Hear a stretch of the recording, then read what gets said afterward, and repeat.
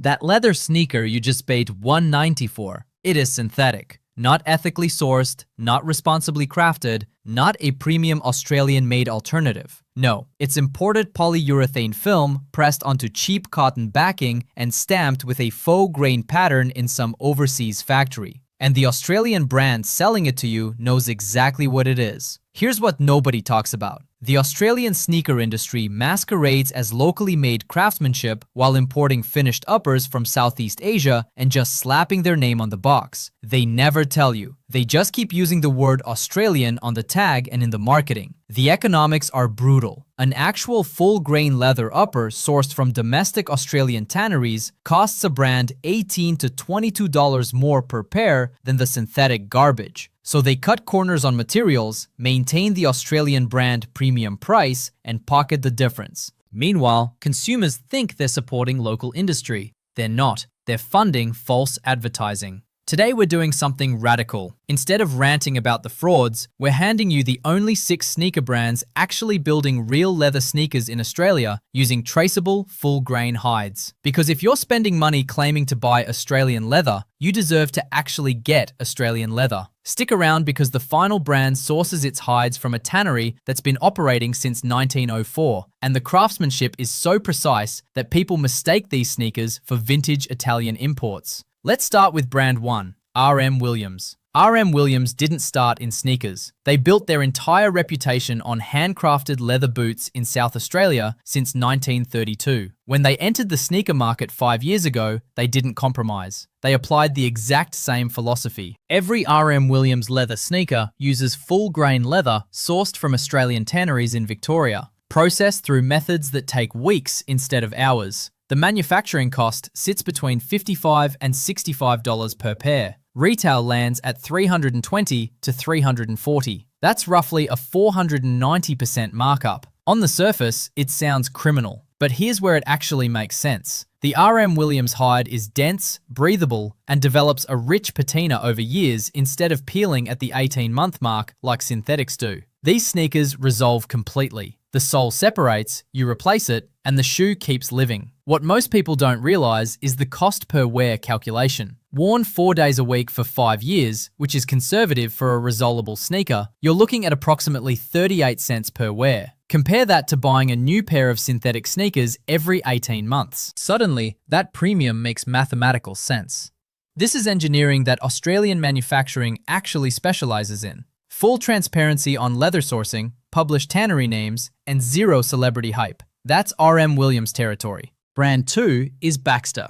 Baxter emerged in Melbourne about 8 years ago with a singular obsession: full-grain Australian leather treated with vegetable tanning. The founder actually worked at an Australian tannery for 3 years before launching the brand, which explains why their supply chain transparency is almost fanatical. Every sneaker comes with documentation showing exactly which tannery processed the hide, the tanning duration, and the farm origin when available. Manufacturing cost runs $40 to $50 per pair. Retail hits $265 to $350. That's roughly 500 to 600% markup, but here's what separates Baxter from every other Australian brand. They publish their cost structure, literally, on their website. You can see what the leather costs, what labor costs, what retail overhead costs. No mystery, no hidden margins. Consumer reviews consistently mention that the leather develops patina so distinctly that each pair becomes genuinely unique within months.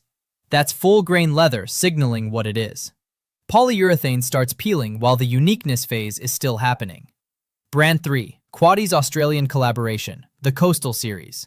Quaddy is American, but they partnered with a Tasmanian leather processor 5 years ago specifically to create an all-Australian iteration.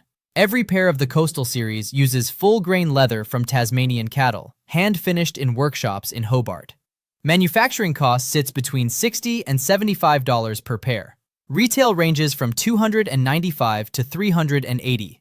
The margin is significant, but the differentiation is visceral.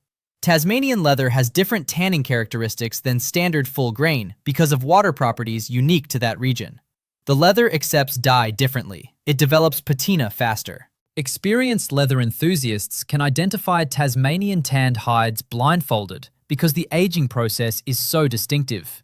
What most sneaker consumers don't understand is that leather isn't a commodity. Not all full grain is created equal. Where it's tanned matters. How it's tanned matters. Quaddy understood this and built an entire product line around it, instead of slapping an Australian flag on an import. Brand 4, Criterion, operates from Perth with a philosophy that sounds simple until you understand the market. They refuse to make any sneaker they can't completely resole in-house. This means construction methodology is dictated by repairability, not trend. Every Criterion sneaker uses full-grain Australian leather with Goodyear welt construction, the gold standard that allows sole replacement. Manufacturing cost runs $70 to $85 per pair because this construction is labor-intensive. Retail hits $340 to $410. That's roughly 450% markup, but the cost per wear metric completely changes when you factor in resole cycles. A typical Criterion sneaker gets resoled twice before the upper deteriorates, meaning you're genuinely wearing the same shoe for 8 to 10 years. The resole cost is $80. Compare that to buying synthetic sneakers every 18 months. The math becomes almost embarrassingly favorable. Criterion has actually created a resole appointment system where you can track your shoe's repair history. You can see exactly how many times it's been resoled, by whom, and what materials were used. That level of transparency about durability is rare. It's also magnetic to people who actually care about what they own.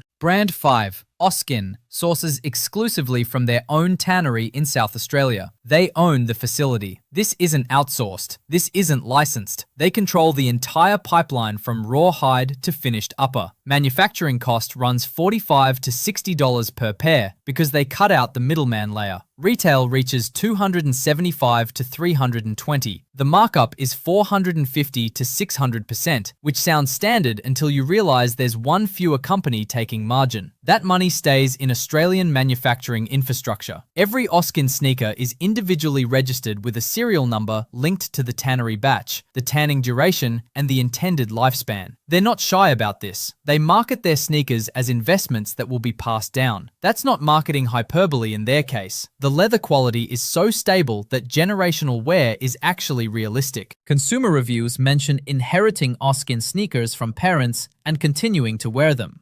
Polyurethane doesn't age into heirlooms. Full-grain Australian leather does. Brand 6, The Closer, Loake Australia. Loake is a 197-year-old English shoemaker that partnered with an Australian distributor to create a domestically produced line. The partnership specified one non-negotiable: Australian tannery leather only, no exceptions. Manufacturing happens in a workshop in Adelaide, staffed entirely by people trained in traditional English cordwaining techniques.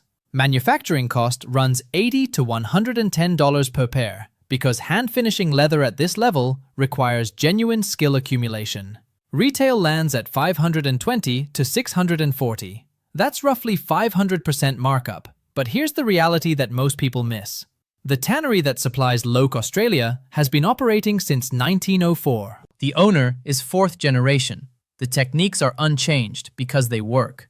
The leather doesn't crack. It doesn't peel. It doesn't lose structural integrity. A properly maintained pair of Loake Australia sneakers will outlast every synthetic upper ever manufactured by a decade minimum. We're talking 15 to 20 years realistically. The cost per wear becomes almost absurdly favorable when you're distributing that $540 cost across 2 decades. Here's the brutal truth the Australian sneaker industry doesn't want you to know. Most brands selling you Australian-made leather are lying. They're importing uppers and just adding local labor in the final steps. The 6 brands on this list made a different choice. They chose to own the tannery relationships. They chose to publish the supply chain. They chose to build for durability instead of seasonal replacement. Whether you're spending $265 or $640, you're getting something that develops character instead of cracking at the 18-month mark. Before you buy any leather sneaker from an Australian brand, ask one question. What Australian tannery processed this hide, and how long did the tanning process take? If the brand can't answer specifically, you already know what you're actually buying. Hit subscribe if you want the truth about what's actually inside your Australian sneakers. We'll keep doing the audit. You just need to actually read the label.